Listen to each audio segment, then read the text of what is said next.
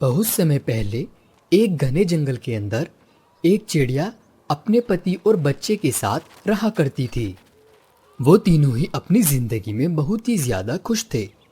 चिड़िया का पति अपनी पत्नी और बच्चे के लिए रोज जाकर दाना लेकर आया करता था, और जब उसका पति दाना लेकर आता तो वो लोग मजे से उसको खाया करते थे।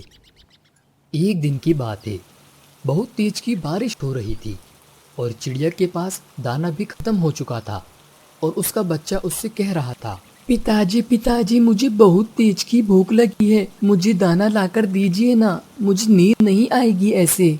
अरे बेटा, तुम तो देख ही रहे हो कितनी तेज की बारिश हो रही है, ऐसी बारिश में मैं कैसे जा सकता हूँ। ऐसे मौसम में अगर मैं हवा के झोंके से कहीं जाकर टकरा गया तो बहुत मुश्किल हो जाएगी।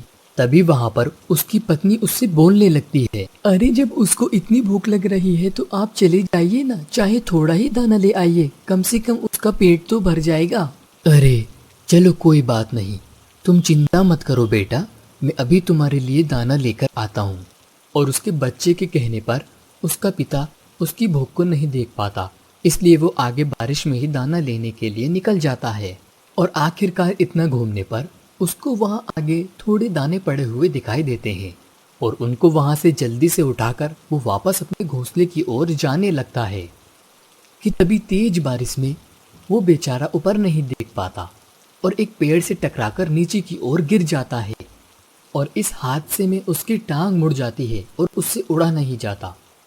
बहुत मुश्किलों के बाद कैसे कैसे करके वो अपने घोंसले तक पहुंच जाता है। ये लो बेटा, तुम्हारे लिए मैं दाना ले आया हूँ, इसको खा लो। अरे पिताजी, ये आपकी आवाज को क्या हुआ, आप इस तरह से क्यों बोल रहे हैं। अरे नहीं नहीं, कोई बात नहीं बेटा, बस मुझे थोड़ी ठंड लगी है, तुम आराम से खा लो और अपनी माँ को भी खिला दो। उस बेचारे चिड़िया के बच्चे के पिता की चोट लग गई थी और उसकी टांग भी मुड़ गई थी, लेकिन वो अपने बच्चे और पत्नी को ये सब नहीं बताता है कि वो परेशान हो जाएंगे। उसके पति को अब मालूम पड़ चुका था कि अब उससे कभी नहीं उड़ा जाएगा, अपने बच्चों के लिए दाने का इंतजाम नहीं कर पाएगा। तभी वो सोचने लगता है, अरे अब मैं इन लोगों के लिए दाने पानी का इंतजाम कैसे करूँगा, ये तो जाकर खुद ला भी नहीं सकते, इन्होंने जंगल भी नहीं देखा है, अब तो मेरे लिए बहुत परेशानी खड़ी हो गई है। मुझे एक काम करना होगा, अपनी पत्नी को इस जंगल के रास्तों को सिखाना होगा, अब वही कुछ कर सकती है। और फिर से उसकी पत्नी उससे दाने के लिए बोलने लगती है, अरे आपको बहुत टाइम हो गया है, जाइए दाना लेकर आइए, इस तरह से कैसे लेटे रहेंगे आप, कोको भी बहुत टाइम से भूखी है। वो बेचारा अपनी परेशानी अपनी पत्नी और बच्चे को नहीं बताना चाहता था, इसलिए वो उससे कहने लगता है, अरे ये रोज के रोज दाना मैं ही थोड़ी ना लाता रहूंगा, जाओ तुम भी जाओ, तुम आज दाना लेकर आओ हमारे लिए। अरे पिताजी, आपने तो इस तरह से माँ से कभी पहले बात नहीं की, आप ये कैसे बात कर रहे हैं।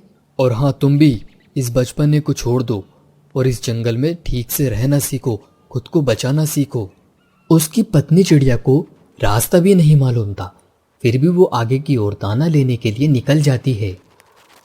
अरे मैंने तो यहाँ कहीं रास्ता ही नहीं देखा है, मैं किस तरह से दाने को ढूंढूंगी, और फिर भी ये जंगल बहुत ही खतरनाक लगता है मुझे। आखिरकार कैसे कैसे करके उसको दाना पड़ा हुआ मिल जाता है, और उसको वो जल्दी से अपने घोंसले की ओर लेकर जाने लगती है, और घोंसले में लेकर आने के बाद कहती है, अरे सुनते हो, ये जंगल तो बहुत खतरनाक है, वहाँ बिल्कुल सुनसान पड़ा था, कोई नहीं था, मुझे बहुत डर लग रहा था वहाँ, अब मुझे पता चला आप कितनी मेहनत करते हैं हमारे लिए। और वो सभी मिलकर उस दाने को खाने लगते हैं और बाद में उसको खाकर सो जाते हैं। अगले दिन उसके पति की टांग में बहुत तेज का दर्द हो उठा और उससे बिल्कुल भी सहन नहीं किया जा रहा था, और ऐसे करते ही करते वो घोंसले से नीचे जा गिरा। ये सब देखकर उसके बीवी बच्चे बहुत ज्यादा घबरा गए और उससे कहने लगते हैं, अरे अरे पिताजी पिताजी, आपको क्या हुआ, पिताजी बताइए। अरे बेटा, अब तुमसे क्या छुपाना, जब मैं आखिरी बार तुम्हारे लिए दाना लेने गया था तो वहाँ पर मैं एक पेड़ से टकरा गया था जिससे मेरी टांग मुड़ गई थी, लेकिन ये बात मैंने तुम्हें नहीं बताई थी, अब मुझसे सहन नहीं हो पा रहा है। टुनटुनी, मैं तुमसे कुछ कहना चाहता हूँ, मेरे इस बच्चे का ध्यान रखना, अब शायद मैं नहीं बच पाऊंगा, मैं बस यही चाहता था कि तुम एक बार इस जंगल की सैर कर लो, तुम यहाँ के रास्तों को जान लो, ताकि हमारे बच्चे को संभाल सको। ऐसा मत कीजिए, हम आपके बगैर कैसे रहेंगे। टुनटुनी, मेरे बच्चे का ख्याल रखना। और इतना कहते ही उसकी पति की आंखें बंद हो जाती हैं और वो इस दुनिया को अलविदा कह देता है। उसके पति ने अपने बीवी बच्चों की खातिर अपनी जान को निछावर कर दिया और जाते जाते ये भी सिखा गया कि इस जंगल में उनको किस तरह से रहना है।